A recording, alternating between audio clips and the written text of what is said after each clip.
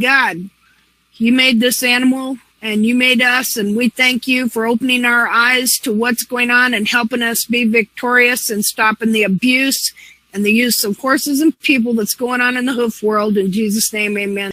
We're going to do anatomy lesson, and then we're going to do some hoof evaluations. You know that we were all taught to basically trim the heels out of our horses. Like in this mare here, I was still, when she died, this is Cookie, this is an Appaloosa mare I was doing. She was all white. I have a couple videos of her on my YouTube channel. I was still trimming the heels out of her, but she was pretty sound because, see, I didn't fully do the where you measure to the 1 1/8 inch right here. Okay, I kind of quit doing that, and I was just going back to the base or widest point of the frog. And if you do that, you will not trim the heels out of your horse as much. But if you measure and always trim the heels right below the periopal flap, or if you use one of those plexiglass things, which I had one around here, wonder what I did with it. I tried that, I think, twice, where you make yourself this plexiglass thing that has a 30-degree hairline angle on it, and then you try and trim the hoof to where that is. And I mean, that just didn't seem to work at all. So I'm glad I never used that, but there are a lot of people that have used that and have even more severely trimmed the heels out of their horse. In discovering the heel buttress, which I was growing heels before that, but for a wholly different reason. I thought mechanically that I had to get more heel here in order to get all this to come back and make the heels stand up. I was just growing heel to make the heel wall come back and stand up like that. And then I was going to trim it down after that. You know, after I got the horn tubule here, the heel, run forward heel, what looked like run forward heel to come back, then I would have cut down the heel. If it wasn't for the fact that I was making, you know, all those illustrations I do on the anatomy, if it wasn't for the fact that I was doing an illustration and all of a sudden I noticed this chunk of hoof wall that goes right here, and I went, this is interesting. Okay. And that's when I learned that, hey, you got to have some heel buttresses here in order to have any sole in the whole foot. I kind of thought that was the end all. Great. I'll grow some heel, restore the foot there, and that's great. And I learned too that, hey, if you grow some heel, then that's going to give your frog room to grow as well. And so then I thought, okay, good frog, that's the end all. Now I know what we're supposed to have. But it wasn't until this last dissection, and this is Molly's hoof capsule from that dissection, that I realized it all begins and ends with this thing right here. I mean, yeah, you want your toe right, and the other parts of the hoof are important, but this thing right here has to be healthy for everything to function.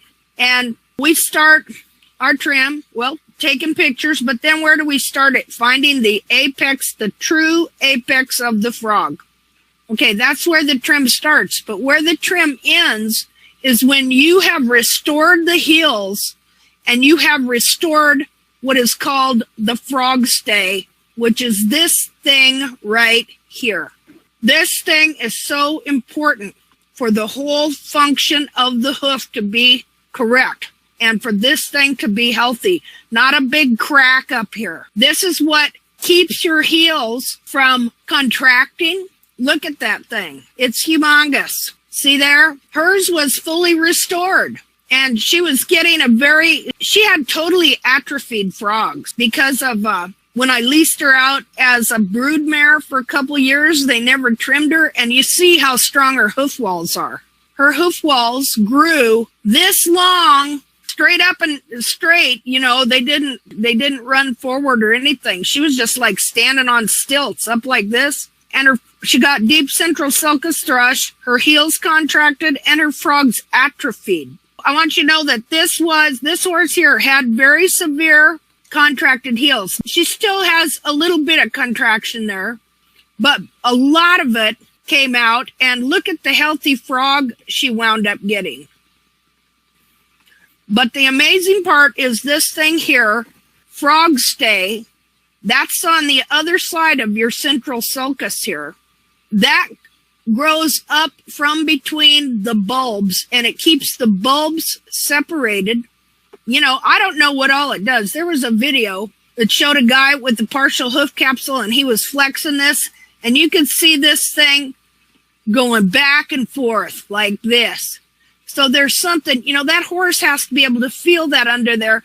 That has to be sending that horse signals what is going on in the ground. So that horse can read the ground. See, it goes back and forth like this. When the horse, see how that flexes?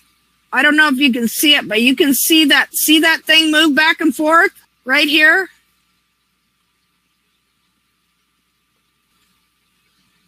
That's got to be telling that horse something. Now this one, they cremated this mare, and this foot went through the fire. But these feet were originally the same size, about the same size.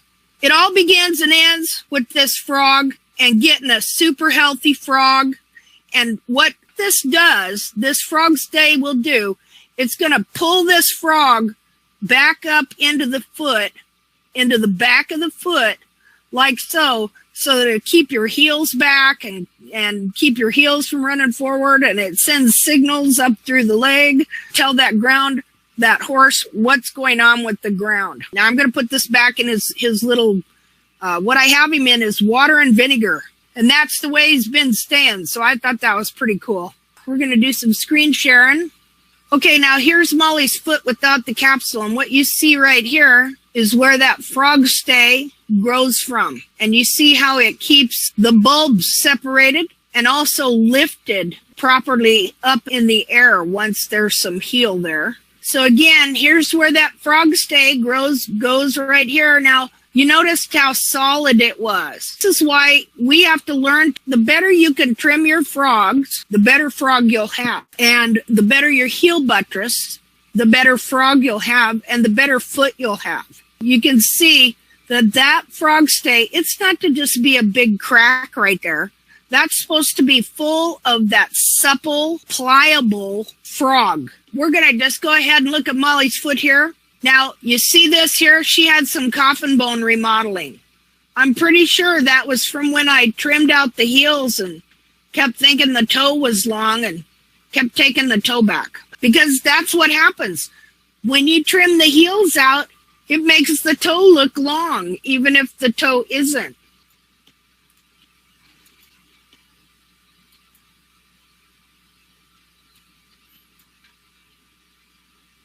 It doesn't show it here, but these heels are supposed to be down like this, to where they're more defined, and the capsule pushes this coronary band up and supports it with the big heel buttress pillar right here.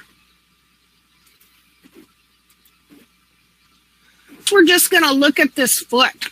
And the more you get to understand this foot and the anatomy of this foot, the more you're going to understand how to trim. The more you're going to see little details and things like that. But we're trying to build and get a healthy frog that is pliable, about the consistency of hard rubber. And we don't want a big crack up in here. Okay, has anybody ever got a really hard callus and had it crack? Or know somebody does? It's hard to heal, isn't it? You got to remove that whole callus. It'll crack clear up into your skin and into the flesh. Your coronary band, okay, remember, I trimmed the heels out of this mirror. What you're looking at here is a heel distortion she still had. Even though I was able to grow some pretty good heel on the capsule, her heel right here was distorted. If I'm a researcher and I don't know that, and most of the feet that I'm looking at have had the heels trimmed out, and I look at this, what is going to happen? I'm going to say, oh, look, they should have a 30-degree hairline. See there? They're not going to be thinking about the fact you got to have some heel down here. But you see how you could misinterpret this foot to be just like what they were teaching us that wasn't right? We're going to look at the ideal foot Let's take a look at the ideal foot, the anatomically correct foot, because you have to have the picture of that in your mind and your computer. See, I've done all these diagrams, diagramming every bit of this foot. Now, this is a wild horse foot that can be found on Pete Ramey's webpage, hoofrehab.com. Yeah, I have studied this foot to the extreme. Now, do you see the heel on this foot? How it is? See how the coronary band goes here? Ideally, this goes right around the back of the foot, right here, where the coronary band goes straight, and then it turns to the back of the foot, supported up in the air, and then kind of crossed back there where it finally turns under the, and turns into the bar and everything. Here's your heel buttress. Okay, but you see how this is the anatomically correct foot. Every horse has a foot starting out like this. They have a real heel here. See the heel? That is the real heel. Molly, when you trim the heels out, this is all cartilage right here.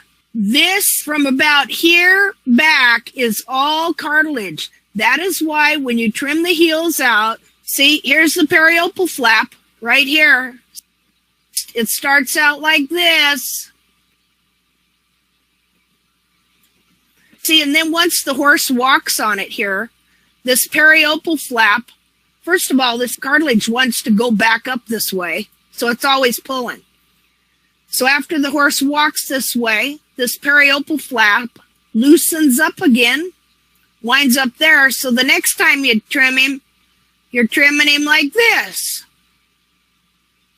And the periopal flap wears some more, and this pulls up like that. Next time you're trimming him like this.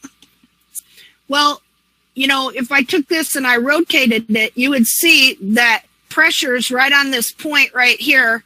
And so this is all going to get worn down just like that. So again, this is the way your horse's foot is supposed to be. Just like the toe. See, because I trimmed Molly a certain way, it wore her toe off. It wore her heels down, crushed them, and bent them forward. So you can see how you get enough horses like that, you do enough dissections, you're going to think that's the way their foot really is. Let us compare. Can you see how the heels are crushed there? But not here. Now, her heels were not always like that. At one time, she would have been like this, too.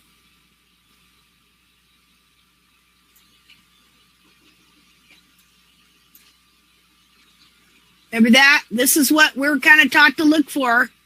But this is the true good foot right here. See, what you see is what you get. The image you have in your mind is what you're going to trim to. That's why you have to get a different image in your mind than what we had been taught to as a barefoot horse. Because what they're showing us are feet that were dried up, like Jamie Jackson's feet. They're, 30 years old and all dried and shriveled up. That is not the true horse's foot. Here's where the periopal is, right here. But do you see how you have to have enough heel buttress wall so the frog can grow and so that the frog stay can grow up in between those bulbs so that you have heels. So until you get your heels corrected, you're not going to have the sole. Your horse will not have the sole he needs. Now, you can start growing them. If the heels are low, a lot of times they have to grow. I want you to remember they have to grow up first before they're going to wind up growing down this way. So you'll think your heels aren't growing, but it's because that growth is going upward and it is re-pushing up this coronary band and supporting the whole back of the foot. Okay, we're just going to look at this foot some more here. Here's another thing. Look at the distortion in the coronary band from the way the foot grew. When that heel's trimmed out and pulled down like this, then this, you'll see it in your horses too. This piece of hoof wall wants to grow and jam all this back up that way. So be paying attention to that. We're going to have to figure out how to correct that. Okay, yeah, if her foot was correct, this coronary band would not go down like that. It would be just exactly like that other foot I just showed you. There might be a little difference in the angle of the dorsal wall, but not much. See, this is all distortion here. Yes, I will show you a picture of the hoof with the hide on it. See the frog stay? And again, her heels were still kind of contracted, but not as severe as they were. Now, when you're removing these hoof capsules, this is where you got to get your thumb in or something and get this disconnected right here first. Then you get your, get in there. I used carpenter's pencil, kind of pushed out the heel right here. I think that's a little more damaged because of the pencil I shoved in there. But once you now you learn something every time you do the trim. You learn something every time you do the mapping. I learn something every time I do one of these dissections, but I'll tell you what, people can do these dissections and not learn nothing. There's plenty of people out there doing dissections, really aren't learning anything. One thing I learned from doing this dissection is that if the horse has a very strong heel, the hoof capsule is very hard to get off. If the horse has a weak heel, it pops off easily. Because I had another dissection I did on a horse that was never trimmed, and his heels were really run forward and collapsed, and so he didn't have a good heel connection, and that capsule just popped off so easy. That goes to show you, see, your hoof capsule is so unstable when you don't have any good heel. See, you've got to have some depth of heel right here and a good connection all around there. Because, see, you can even trim this part out right here. I'm going to show you, just like a shoe in a foot. This is anatomical mapping to give a person a general idea of where their hoof capsule is supposed to be, kind of how it's supposed to look, kind of the measurements. This is not, exact for every horse, and there are things that you need to know to understand this. So it is not cookie cutter, not at all. But we can get in in a general range, and we can understand the anatomy, and we can trim to create boundaries and borders to set up that foot so that it will grow correctly and be corrected. If I had her foot, what is this? 2 3/4. So if I had 3.5, 3 1/4, that'd give me about an inch of sole ridge right here. How would that work? 2 3/4, 3 3/4, 3.5. That'd give me about 3/4 of an inch of sole. Now, I'm not criticizing this person because about 5 or 6 years ago, when I had my Yahoo hoof group and we were trimming and I was still shaking the heels way down, I went through this stage where I thought that horses had to walk on their bulbs. I really thought that. I thought the bigger the bulbs, the better. And so here you see somebody teaching that very thing. And I've seen another guy on Facebook that's pretty popular teaching that as well. We know that that is not correct. There's what happens when you want your bulbs on the ground. There's no sole in the heel of that horse. I thought the same thing. See, when you don't know the truth and you see these different things manifesting in your horse's feet, you think, oh, that's the way it's supposed to be. When it's not. That's not what we want right there. I'm going to take a picture of that. When you look at your horse's feet, you want to look at the hairline right here. And you're going to be able to tell how much sole you have. Now you should have some heel buttress, at least that much. See there? So you have some sole in the side of your foot there. What we're wanting to restore is the frog stay. And I'm going to show you why here in a second. This right here. Okay, now see again, she needs about this much heel down here so that she has no frog at all. just maybe a thin covering, and it's being pummeled and pushed up into the foot onto the navicular bone. See, she says, this is my mare's left front foot. As you can see, she is weight bearing on the bulb. The foot has a bell shape and the lateral cartridges have good distance. She thinks this horse is supposed to be walking on the bulb. I did too when it wound up that my bulbs were on the ground. You know, I thought, oh, this is the way the foot's supposed to be. So again, I'm not criticizing this person. I'm showing you what all of us have done at some point. Here I want to show you what happens when you trim the heels out. It can cause this situation here, which is mechanical laminitis.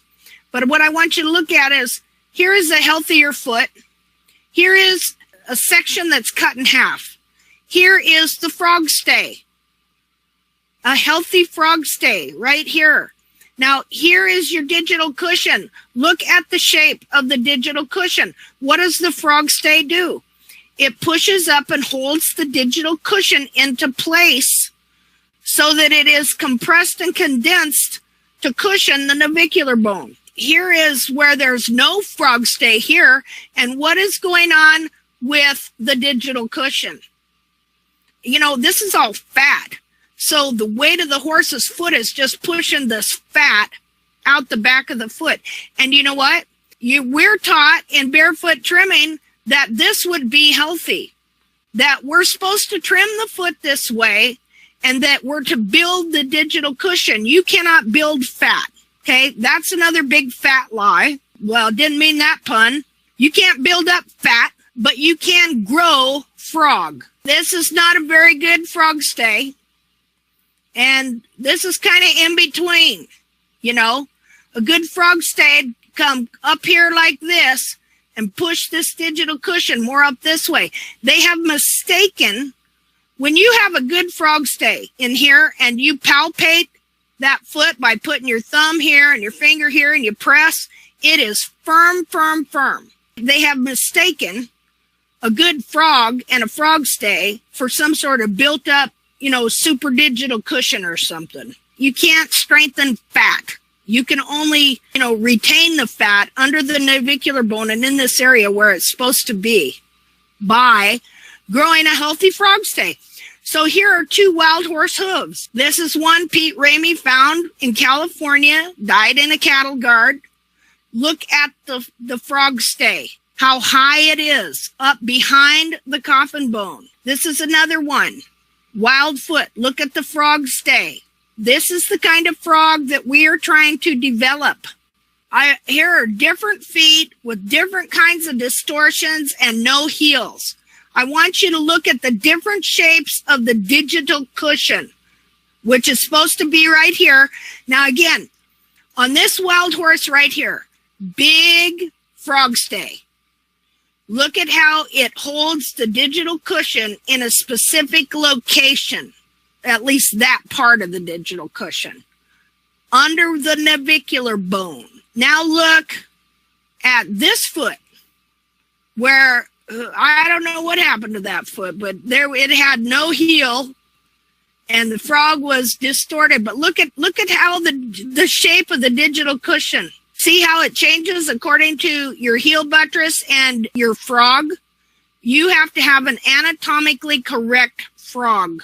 Things like this are going on in your horse's foot, and your horse is not totally sound after a couple trims. It's because what we are doing here is we are moving everything inside the foot back into place. It's not just a matter of growing a nice wall. As you do this, you're going to be, the internal parts are going to move. This frog would straighten out, this frog stay would push up like this, and this digital cushion would have to push in like that for this foot to be anatomically correct.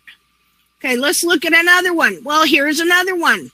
This was in some clinic. I'm sure they thought it was a healthy foot. Here, look at the frog stay.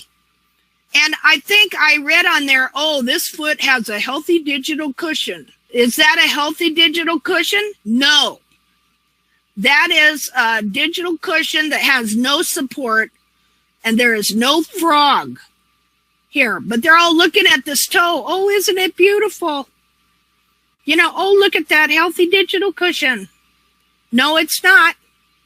You know, we've seen what a healthy digital cushion is. So if this foot was restored, got the heel buttress, and this frog stay grew up here, it's going to push all this digital cushion up just right where it's supposed to be, under that navicular bone and that deep digital flexor tendon.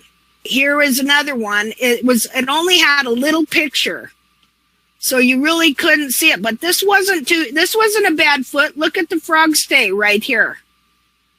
At least it's got this digital cushion kind of pushed up where it's supposed to be. Okay, this is not good. Kind of mediocre. Kind of mediocre here. Look at the hairs clear down here at that yellow line. See there? That's where the hairline is. Shouldn't be there. This frog stay should be clear up here, like that.